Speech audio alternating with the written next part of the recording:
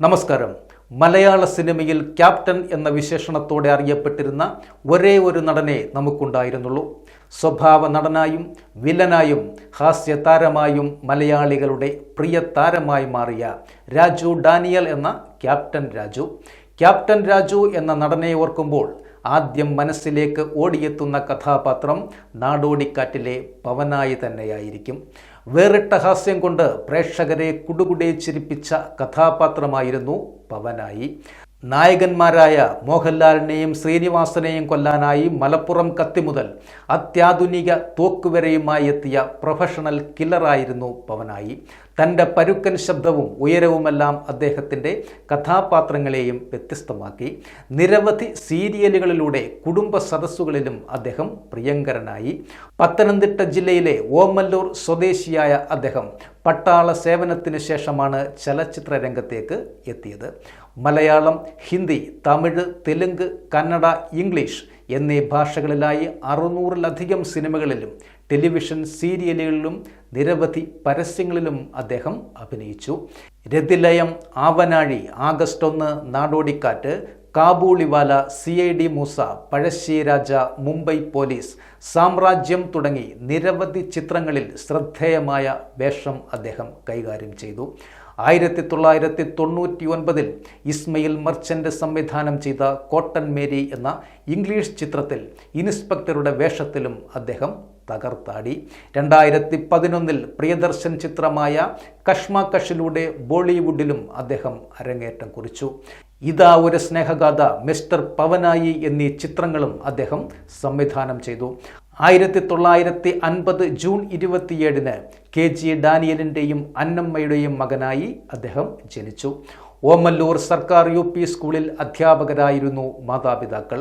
Omallur UP സ്കൂളിലും NSS English medium സ്കൂളിലുമായിരുന്നു അദ്ദേഹത്തിൻ്റെ പ്രാഥമികമായ വിദ്യാഭ്യാസം നടത്തിയത്. തുടർന്ന് പത്തനംതിട്ട കത്തോലിക്കേറ്റ് കോളേജിൽ നിന്ന് സുവോളജി ബിരുദം നേടിയ അദ്ദേഹം 21-ാം വയസ്സിൽ ഇന്ത്യൻ സൈന്യത്തിൽ കമ്മീഷൻ ഓഫീസറായി ജോലിയിൽ പ്രവേശിച്ചു. പട്ടാളത്തിൽ നിന്നും വിരമിച്ച ശേഷം കുറച്ചുകാലം മുംബൈയിലെ ലക്ഷ്മി സ്റ്റാർച്ച് എന്ന കമ്പനിയിലും അദ്ദേഹം ജോലി നോക്കിയിട്ടുണ്ട്. ഇവിടെ ജോലി ചെയ്യുന്നതിനിടെ പ്രതിഭ തിയേറ്റേഴ്സ് ഉൾപ്പെടെ മുംബൈയിലെ അമച്വർ നാടക ഗ്രൂപ്പുകളിൽ ക്യാപ്റ്റൻ രാജു സഹകരിച്ചു. പിന്നീടാണ് ചലച്ചിത്ര രംഗത്തേക്ക് അദ്ദേഹം കടന്നു വരുന്നത്. 1981 രക്തം എന്ന സിനിമയിലൂടെ അരങ്ങേറ്റം നടത്തി 80കളുടെ കാലത്ത് മലയാള സിനിമയിലെ ശക്തമായ വില്ലൻ സാന്നിധ്യമായിരുന്നു captain Raju. John Jaffer Janardhan, mortuary, Asuran, Changatham, passport, കൂലി, തിരകൾ, ഉണ്ണി വന്ന ദിവസം, അതിരാത്രം, പാവം ക്രൂരൻ, ആഴി, ഭഗവാൻ, ആവനാഴി, കരിമ്പിൻ പൂവിനക്കരെ, നിമിഷങ്ങൾ, ഒരു വടക്കൻ വീരഗാഥ, നാടോടിക്കാറ്റ്, യാഗാഗ്നി, മഹാൻ, ഉപ്പുകണ്ടം പ്രദേശ്, കാബൂളിവാല, തക്ഷശില, പുതുക്കോട്ടയിലെ പുതുമണവാളൻ, അഗ്നിദേവൻ, ഉദയപുരം സുൽത്താൻ, കേരളവർമ്മ, പഴശ്ശിരാജ, താന്തോന്നി എന്നിവയായിരുന്നു അദ്ദേഹത്തിൻ്റെ പ്രധാന ചിത്രങ്ങൾ. 2003 തൃശൂർ ജില്ലയിലെ കുതിരാനിൽ വെച്ചുണ്ടായ വാഹനാപകടത്തിനു ശേഷം അദ്ദേഹത്തിന് വിവിധ രോഗങ്ങൾ പിടികൂടുകയുണ്ടായി.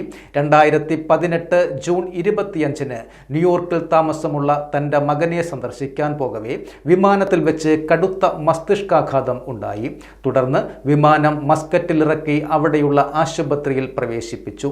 കൂടുതൽ ചികിത്സകൾക്കായി പിന്നീട് കൊച്ചിയിലെ ആശുപത്രിയിൽ പ്രവേശിപ്പിച്ചുവെങ്കിലും 2018 സെപ്റ്റംബർ 17 അദ്ദേഹം വിടവാങ്ങി. മമ്മൂട്ടി ചിത്രം മാസ്റ്റർ പീസിലാണ് അദ്ദേഹം അവസാനമായി അഭിനയിച്ചത്.